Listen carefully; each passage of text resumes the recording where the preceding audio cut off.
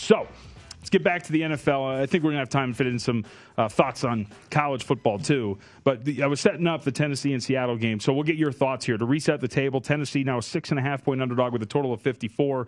This is on the short list for me potentially, too.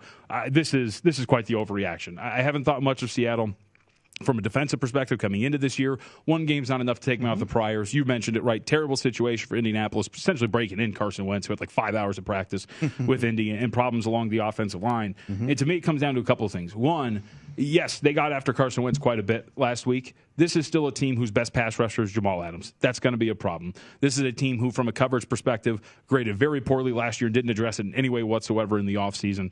And I think this is one where you're looking at a bounce back here for the Tennessee Titans, potentially catching now up to 6.5 after this number on the look-ahead ER was 3.5. Right. I think this week you also have to give a second look to at least the playoff teams from last year that did not perform well or those overreaction second weeks, if you will. Tennessee certainly fits that mold, the Colts, etc. The Colts almost beat Buffalo to go to the AFC Championship team or game last year. So, getting 4 points home, obviously Tennessee getting a lot here on the road. I don't have this team power rated very highly. I actually made Seattle over 7 in this game. Where I did focus JVT on this game over the total. I knew that you had to bet this game early because it was going to get some play over the total. Again, if you go back the first half, Seattle Colts last week, and kind of what we talked about. The Colts offense was not going to be in any kind of rhythm in that game. Carson Wentz had barely practiced with his new teammates. There was actually a lot of offense in that first half. A lot of it was Seattle. I averaged 10 yards per play on the game.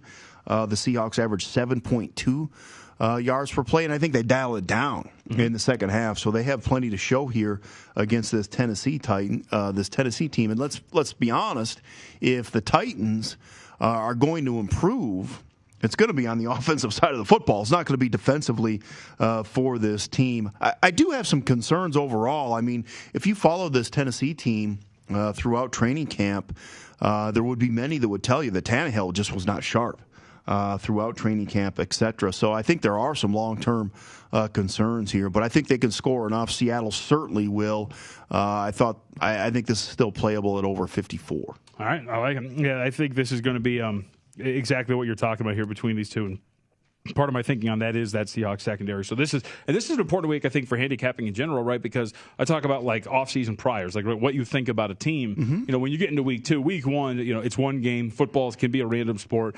That's fine. But if week 2, then you start to either come off of those priors or they get a little bit more confirmed. Like if a team like Seattle, again, has a pretty good pass rush and the secondary is a lot better, then I might start to budge off of the, hey, I think this about this certain team. So. I know some very sharp guys, JVT, that essentially just throw out week 1 in the NFL. Yeah. Because, again, what you happens, it does kind of linger and you have that thought process for 5 or 6 years. I mean, just think if you entered this week and you handicapped this week, not thinking whatever, just threw out exactly what happened in week 1, you'd be looking at this a lot differently. Certainly you have to take some things into perspective, but, it's an interesting way to handicap.